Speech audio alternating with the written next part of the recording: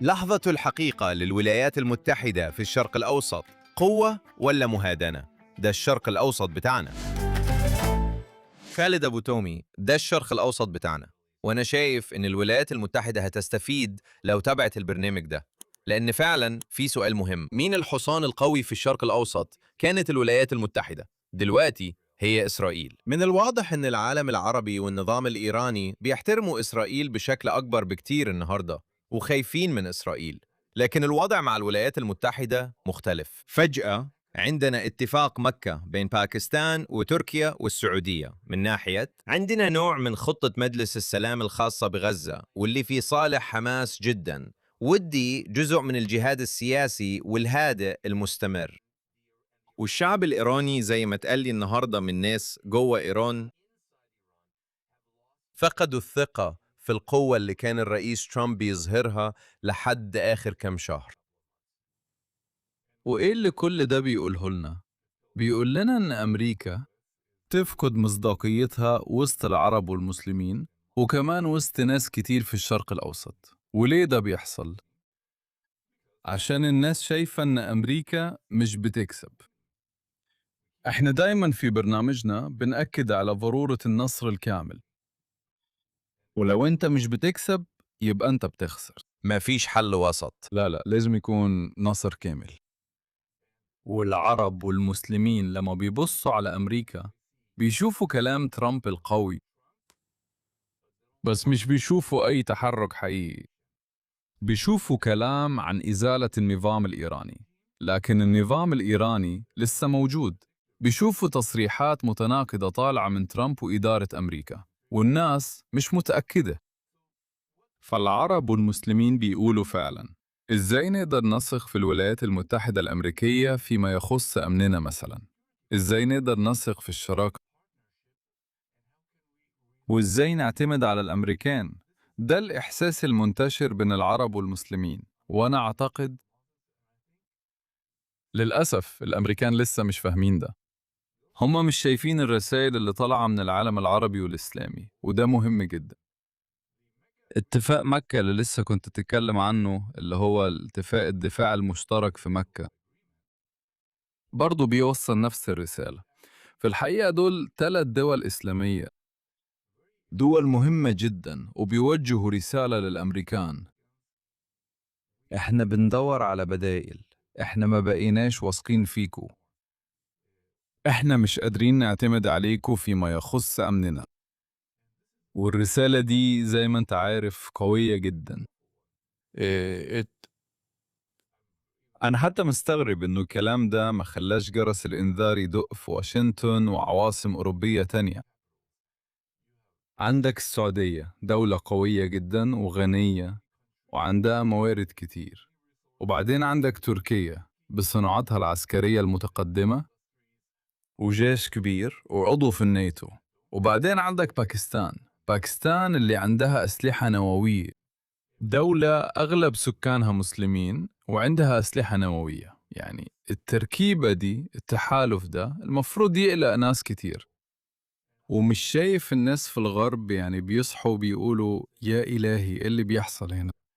في وقت من الأوقات كان بيتسمى النيتو الإسلامي وكل الكلام ده. يلا بينا نبطل نلعب بالكلام. المهم هنا مش المصطلحات، المهم هو الرمزية، وده مهم جدا. الرموز مهمة جدا في الشرق الأوسط، وده حاجة الناس مش فاهمينها. العرب والمسلمين لأول مرة بيتحدوا وبيقولوا إحنا ما بقيناش نثق في أمريكا. ده أكبر تحالف لو تحب تقول كده، أو اتفاق من وقت الجمهورية العربية المتحدة سنة 1962 بين سوريا ومصر، لما كانت زي ما أنت عارف مؤقتة وما استمرتش كتير، كانت تقريبا سنتين كده، صح؟ أيوة. وهنا عندك زي ما أنت شايف، هنا عندك اتفاق أكبر بكتير وبصورة مضاعفة، ورسالة لأمريكا، بمعنى إن سعودي بيقول لو مش عايزين تدونا قدرة نووية مدنية حنتعاون مع قوة نووية كبيرة. ومن ناحية تانية هم كمان بيعكسوا نوع من الخوف من النظام الإيراني. الرسالة إنهم شايفين إن النظام الإيراني بيكسب قدام الولايات المتحدة في حربهم غير المتكافئة، وهم فعلا كده. يعني الموضوع تقريبا صادم قد إيه قيادة الجمهورية الإسلامية قدرت في الأساس تعيد نشاطها وتتعافى. إحنا عارفين إنهم لسه عندهم مخزون نووي حسب اللي بنقراه في سوريا، أو كان عندهم في سوريا، وعندهم فعلا في العراق وسط قوات الحشد الشعبي. عندهم وكلائهم موجودين. حزب الله بيحارب بكل قوته، وإسرائيل كمان بتحارب بكل قوتها في لبنان وفي غزة. إحنا عندنا وضع ممكن أسميه تجميد كامل، اللي فيه إسرائيل في وضع أحسن من اللي كانت عليه من يوم 7 أكتوبر، لكن من ناحية تانية حماس لسه موجودة ولسه نشطة، والاتفاق اللي فيه 15 نقطة لتنفيذ اللي عمله مجلس السلام تحت قيادة السفير فلادانوف. فعلا الاتفاق ده مش هينجح. هو في الأساس بيدي حماس القوة إنها تندمج في قوة الأمن الجديدة. هم في الأساس معاهم مفاتيح المخزن اللي هيتخزن فيه كل الأسلحة اللي بيقولوا إنها خرجت من الخدمة، وكمان يقدروا يحتفظوا بأسلحتهم الشخصية، يعني كلاشينكوف. عارف 7 كلاشينكوف كان اسمه إيه؟ كلاشينكوف 37، كلاشينكوف 47، الكلاشينكوف شغال. أيوة، إحنا عملنا إيه؟ يبقى السؤال اللي لازم نسأل نفسنا هو الآتي: إزاي انتقلنا من نزع السلاح الكامل لغزة في سبتمبر 2025 حسب خطة ترامب ل آه، تخزين الأسلحة في أوائل أغسطس حسب خريطة الطريق ذات ال15 نقطة؟ إيه اللي بيحصل هنا؟ ولقوة عربية هتضم ناس كتير من قوات الأمن الفلسطينية في الضفة الغربية، يهودا والسامرة. أيوة، يعني الحكومة أو اللجنة التكنوقراطية اللي قاعدة دلوقتي في القاهرة هي السلطة الفلسطينية بس باسم مختلف. الجزء المحزن إننا ما تعلمناش من أخطاء الماضي. السلطة الفلسطينية هي منظمة التحرير الفلسطينية. يلا نبطل نلعب في الأسامي، يلا نبطل نغير المسميات. الحكومة التكنوقراطية هي منظمة التحرير الفلسطينية والسلطة الفلسطينية. معظم أعضائها من الموالين لحركة فتح، وهم من الموالين لأبو مازن. لو السيد فلادينوف والرئيس ترامب فاكرين إن الحكومة التكنوقراطية بعد استلام الأسلحة هتقدر تمنع حماس أو الجهاد الإسلامي من اقتحام المخازن وأخذ الأسلحة تاني، يبقوا عايشين في وهم. محدش يقدر يوقف حماس، محدش يقدر يوقف الجهاد الإسلامي الفلسطيني من إنه ياخذ الأسلحة دي تاني. أغبى خبر سمعته مؤخراً، وأتمنى إنه ما يكونش حقيقي على فكرة، كان إن في اقتراح إنهم يدوا آلاف الدولارات لأي عضو في حماس يسلم سلاحه. لا لو سمحت، إيه اللي بيحصل هنا؟ أنت بتحاول تشتري الأسلحة دي من حماس؟ طيب هم هياخدوا الفلوس ويشتروا بيها أسلحة أحدث وأكثر تطوراً. ليه بتتفاوض مع الناس دول على شراء أسلحة؟ ويمكن تخزن أسلحتك هنا، ويمكن نرسم خريطة للأنفاق. وإيه اللي بيحصل هنا؟ أنت نسيت اللي عملته حماس في 7 أكتوبر سنة 2023؟ حماس جابت الكارثة مش بس على إسرائيل، جابت الكارثة على كل سكان قطاع غزة اللي لسه بيعانوا. أغلب الناس اللي عايشين في مناطق كبيرة من غزة لسه عايشين في خيام. واللي احنا شايفينه دلوقتي، مع إننا مش أكتر من 9 أو 10 شهور بعد ما ترامب أعلن خطة السلام بتاعته، احنا شايفين إنه حماس خسرت أراضي، الأراضي اللي بتسيطر عليها صغرت، بس هن لسه مسيطرين على أكتر من 90% من السكان الفلسطينيين، ولسه هم الحكومة الفعلية في غزة. يعني أنت حققت إيه؟ إحنا رايحين على فين؟ يعني أنا شايف في خارطة طريق، خارطة الطريق لفين؟ خارطة الطريق لشراء بنادق كلاشينكوف AK-47 بتاعة حماس. خارطة طريق لتخزين الأسلحة. يعني إيه تخزين؟ ومين اللي هيقف يحرس ويمنع اللي انت عارفه؟ حماس والجهاد الإسلامي من إن هم ياخدوها تاني.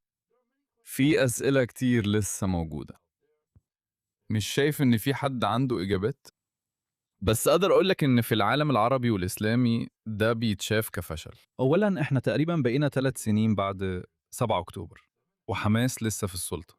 ده انتصار لحماس. خارطة الطريق دي إنجاز سياسي لحماس على فكرة، اللي نشرها مجلس السلام مؤخراً. ونفس الكلام ينطبق على حزب الله. حزب الله لسه موجود، وكل الكلام ده عن نزع سلاح حزب الله، ويمكن نعمل برنامج تجريبي هنا. وبالاعتقاد ده تمام الاتفاقية توقعت بين الحكومة الإسرائيلية والحكومة اللبنانية، كأنه إسرائيل عندها مشكلة مع الحكومة اللبنانية ورئيس لبنان. المشكلة هي حزب الله، وحزب الله زي حماس لسه في السلطة ولسه شغالين. بس امبارح أصابوا 3 جنود إسرائيليين بإصابات خطيرة جدا. لو بصيت على الوضع كله هتلاقي إن لا أمريكا ولا إسرائيل بيكسبوا، كل الجبهات دي مفتوحة. ودي الرسالة اللي العرب والمسلمين بيفهموها، إن أمريكا وإسرائيل مش قادرين يحققوا أي انتصار، وده شيء سيء جدا. وفي الحقيقة هما بالفعل قللوا من قدرات النظام الإيراني، لكن ده مش مهم لو التصور مش موجود برضه. وهنا التصور والواقع بعيدين جدا عن بعض. ده فعلا بيشعل الفضول، وكمان أقدر أقول الخوف في الشرق الأوسط من النظام ووكلائه، وكلهم موجودين في أماكنهم. في العالم العربي والإسلامي الناس بتسأل إزاي وصلنا من إيقاف البرنامج النووي الإيراني وبرنامج الصواريخ البالستية بتاعهم للتفاوض على إعادة فتح مضيق هرمز. أيوة. أنا مش شايف إدارة ترامب تتكلم عن الأسلحة النووية تاني، مش شايفهم بيتكلموا عن برنامج الصواريخ البالستية. دلوقتي كله عن هرمز، وده بيتشاف كعلامة سيئة، علامة ضعف من ناحية الأمريكان، إن ترامب بيحاول يحقق أو يقدم نوع من النصر أو نوع من الإنجاز. فشلت في البرنامج النووي، فشلت في الصواريخ البالستية، فشلت في إزالة النظام الإيراني. فلازم تقدم للجمهور نوع من الإنجاز. وفي نظر ترامب والغربيين التانيين مش عارف أو أتباعه، إعادة فتح مضيق هرمز ده إنجاز كبير، وده حاجة زي ما قلت بتوصل رسالة غلط. عارف النظام الإيراني خلاها تبدو كأنها إنجاز أمريكي مزيف، لأن قبل الحرب كان المضيق مفتوح. طيب ليه كان المضيق مفتوح؟ لأن الجمهورية الإسلامية كانت خايفة أنه لو قفلوه الأمريكان أو الإسرائيليين حيدمروهم، وبعدين فهموا أن ده بقى نقطة ضعفهم أو نقطة الضعف عند الشعب الأمريكي، لأن ترامب حول الموضوع لمسألة أسعار النفط وأسعار البنزين والتضخم وأسعار الأكل في العالم وأسعار الطاقة. والنظام الإيراني قال استنى شوية، إحنا معانا كارت الجوكر فعلا هنا، لأننا نقدر نحول الحرب العسكرية لحرب اقتصادية. وفي تصريح لنائب الرئيس فانس قال فيه إن دي الأولوية رقم 1، أسعار النفط وإنتاج النفط، ورقم 2 هو البرنامج النووي الإيراني. فده فعلا بيأكد اللي انت لسه قايله. وترامب بنفسه قال إن هيكون شيء فظيع لو حصل كساد عالمي زي كساد 1933. يعني النوع ده من الرسائل اللي بتتبعت للنظام الإيراني هو سمن بالنسبة لأمريكا، ويبان إننا اتكلمنا عن الموضوع ده قبل كده، وإن أمريكا لسه بتحارب حرب 6 أكتوبر. وده معناه إنهم فاكرين لو ضربوا إيران بقوة كفاية، إيران هترجع لطاولة المفاوضات وتتنازل. وده مش بيحصل كده. بيرجعوا لطاولة المفاوضات وبيحاولوا يلفوا الأمريكان حوالين صباعهم، بيمطلوا، بيكذبوا، بيخربوا وبيخدعوا. ودونالد ترامب لاحظ الحاجات دي، لكن في نفس الوقت الأنظمة الإرهابية دي اللي بيرأسها الجمهورية الإسلامية عايزين يشغلوا الأمريكان في الكلام الدبلوماسي بتاعهم. وعارف إيه اللي بسمعه من المحللين السياسيين العرب اللي بيقولوا إن استراتيجية النظام الإيراني وحزب الله ووكلائه، حزب الله، حماس والحوثيين، هي الانتظار، لأنهم عارفين إنه يعني عاجلاً أو آجلاً ترامب هيكون مشي، فهم بيتمنوا يصبروا لحد ما إدارة ترامب تمشي، وعارف أول ما ترامب يمشي خلاص فهيستحملوا سنة ونص كمان، سنتين كمان. وبعدين عارف هنرجع لنقطة البداية تاني، هم عارفين إن ترامب مش هيبقى موجود للأبد، عارفين إن ممكن تيجي إدارة تانية والسياسة تتغير، وده اللي بيراهنوا عليه، وده على حسب أغلب المحللين السياسيين العرب في العالم العربي. وأنا شايف إننا دلوقتي في حالة جمود، الوضع متجمد. الوضع متجمد، يعني مفيش حد فعلا عارف إحنا رايحين على فين. النظام الإيراني لسه قائم، تمام، قدراتهم العسكرية تأثرت جامد زي ما أنت عارف، حماس ضعفت، حزب الله اتضعف بس لسه موجودين. هم بيعيدوا تسليح نفسهم وبيجندوا ناس جداد وبيتجمعوا تاني، وربنا وحده اللي عارف هم بيخططوا لإيه لينا. والناس دي عندهم صبر كبير جدا. فاكر دايما بنقول لو الغرب كان عنده نفس الصبر اللي عند المسلمين كنا هنبقى في وضع أحسن بكتير. بس مسلمين ناس صبورة جدا. وهتقول المسلمين ولا هتقول العرب؟ إحنا ممكن نكون ألوان مختلفة. الاتنين المسلمين والعرب، يعني زي ما انت عارف الآية من القرآن إن ربنا مع الصابرين. وبالنسبة ليهم زي ما انت عارف هم مش بيقيسوا الوقت بالسنين، ممكن يقيسوه بالعقود أو القرون. يعني مفيش حد مستعجل في العالم العربي والإسلامي، هم عارفين إنه طول ما ربنا معاك يبقى زي ما انت عارف مش لازم تستعجل. هم بيقولوا العجلة من الشيطان، العجلة من عمل الشيطان، ما تستعجلش، اصبر.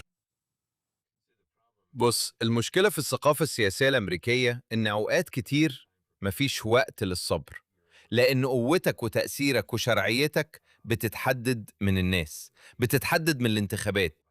فأنت مش عندك المشكلة دي في العالم العربي الإسلامي، لأن مفيش ديمقراطية أصلاً. طيب كلنا عارفين كده، الأمريكان عايزين حلول ودلوقتي حالا، وبيفتكروا إن والإيرانيين عارفين ده كويس جدا، وهم بيلعبوا على النقطة دي للآخر. وهنا بيجي موضوع معاداة السامية. الناس بتسأل إزاي معاداة السامية خصوصا في الغرب خرجت عن السيطرة بالشكل ده؟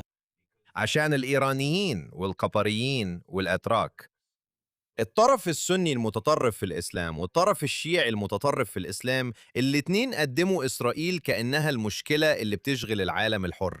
فطول ما هم قادرين يخلوا إسرائيل هي كبش الفداء، يبقوا هم بيتسابقوا عشان يوصلوا لخط النهاية النووي والخط النهاية الباليستي والخط النهاية في مجال الإرهاب، ويحافظوا على النظام كله ويلوموا إسرائيل.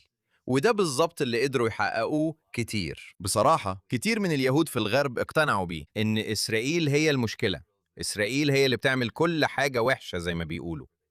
جزء الإبادة الجماعية بيرموا كل التهم والشتايم على إسرائيل، دي حاجة وبتلزق. كبيرة جدا. أيوة احنا شايفينها، شايفين إنها بتلزق، عارف؟ تاني الموضوع بيرجع لحرب الإدراك اللي دايما بتتكلم عنها، كله عن الإدراك، النسبة قد إيه أو الصورة اللي قدرت تخلقها، قد إيه عندك تأثير على طريقة تفكير الناس. وده مهم جدا، وعشان كده الإدراك في معظم أنحاء العالم النهاردة، ودايما كان كده على فكرة عند ناس كتير، هو إنك عارف في الشرق الأوسط في صراع، وفي الصراع ده في ناس كويسين ضد ناس وحشين، والناس الوحشين طبعا هم إسرائيل. فالإدراك ده بيفضل موجود. إزاي تغيره؟ هياخد وقت، الموضوع مش سهل. ولازم يكون عندنا حلفاء من برا، يعني في فعلا ناس في الشرق الأوسط، في كل أنحاء الشرق الأوسط، في العالم العربي، بين الدروز وبين التركمان وبين اليزيديين، في كتير جدا، يعني سواء في 100 أو 150 مليون من الأقليات في الشرق الأوسط، وفي الغرب عندك 700 مليون مسيحي إنجيلي. كتير منهم بيعلنوا دعمهم لإسرائيل بشكل علني، بس ده فعلا بيتطلب، أنا شايف إن ده محتاج توسيع الهجوم المضاد ضد الأشرار لو صح التعبير، لمحاولة فتح النظام وفتح النظام الإيراني وفتح الأتراك القطريين. من المهم جدا إننا نخلي حلفاء تانيين يعملوا كده، ومش بس نخلي إسرائيل دايما تدافع عن نفسها. ومن المهم جدا إننا نروح للرئيس ترامب ونقول له ليه بتتعامل مع قطر اللي هي الراعي الرئيسي لجماعة الإخوان المسلمين؟ وليه تتحالف مع الرئيس إردوغان اللي أظن من كام يوم بس قال حاجة عن الصهيونية وقال إنها واحدة من أكبر التهديدات؟ أو كل التصريحات دي وكل الكلام الناري ده المعادي لإسرائيل ده كله سيء جدا، وإحنا شايفين تصعيد في العلاقات بين إسرائيل وتركيا بسبب السياسة العدائية دي من تركيا. وأنا شايف إن إدارة ترامب ممكن يكون ليها دور أو حتى الرئيس ترامب نفسه، بس إحنا مش شايفين أي محاولة للضغط على حكام قطر أو إردوغان عشان يخففوا من سياساتهم. يعني إحنا مش بنطلب من قطر وتركيا يصحوا الصبح ويبقوا مؤيدين لإسرائيل، لكن بنطلب منهم يهدوا شوية ويقللوا من حدة الكلام، وده مهم جدا. فترامب شايف انه الثالث من نوفمبر هو هدفه القريب، واعتقد ان اي حاجة من وجهة نظره ممكن تهز ده، يعني اي حاجة ممكن تهز فرصة الفوز في انتخابات التجديد النصفي سواء في مجلس النواب او مجلس الشيوخ. عارف ترامب عنده اعتبارات داخلية خاصة بيه، ودي أنا فاهمها على فكرة، بس لما الموضوع يجي للسياسة الخارجية لازم تكون حذر جدا. جدا فعلا. طيب هل في طريقة نعكس بيها الوضع دلوقتي؟ الطريقة الوحيدة نقلب بيها الوضع اللي احنا فيه دلوقتي، اللي هو في نص أغسطس، احنا عندنا تقريبا شهرين ونص على انتخابات التجديد النصفي في أمريكا. يبدو أن الأمريكان شايفين أن الضغط الاقتصادي الكبير اللي هم فعلا بيستخدموه ضد النظام ممكن فعلا يسبب انهيار النظام طالما ما رفعوش رجلهم من على دواسة البنزين. بس ده لازم يتضاف عليه عمل عسكري قوي، صح؟ أيوة، أنا موافق عشان في الشرق الأوسط في منطقتنا الناس بتعجبها الناس اللي بتكسب وبتحب تبقى مرتبطة ومتحالفة مع الكسبانين لو بينتي ضعف، ولو مش بتكسب الحروب، ولو مش بتنفذ وعودك وتهديداتك، الناس زي ما انت عارف بيبعدوا عنك.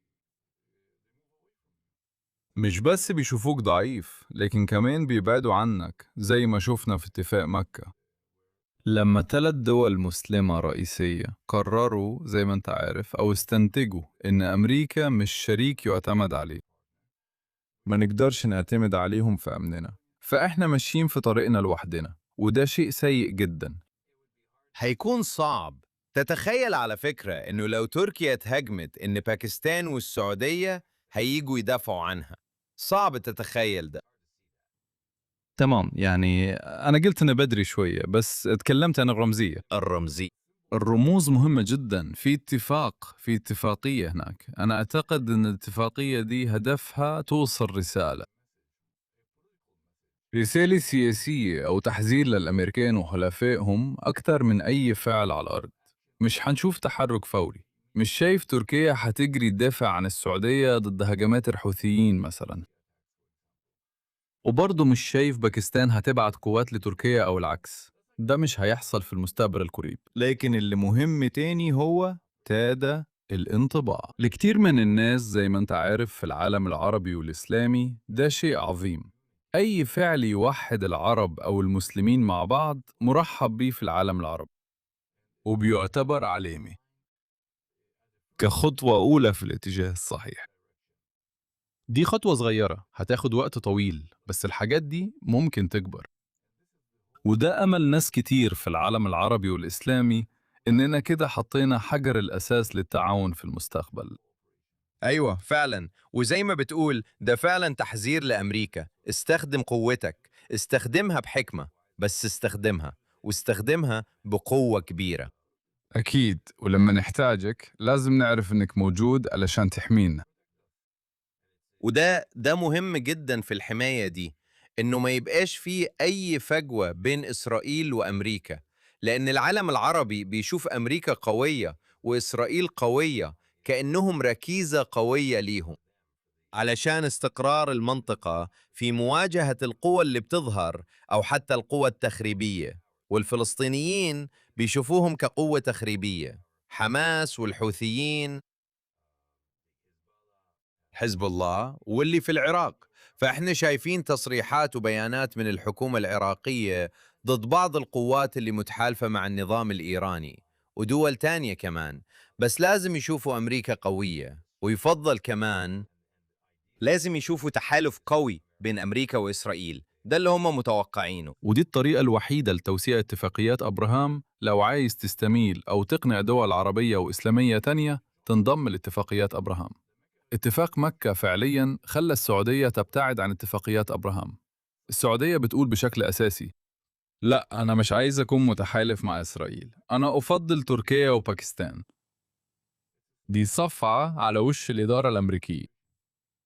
أيوة، الدرس النهاردة هو إننا لازم نفضل الحصان القوي، وعلشان نعمل كده لازم نستخدم القوة.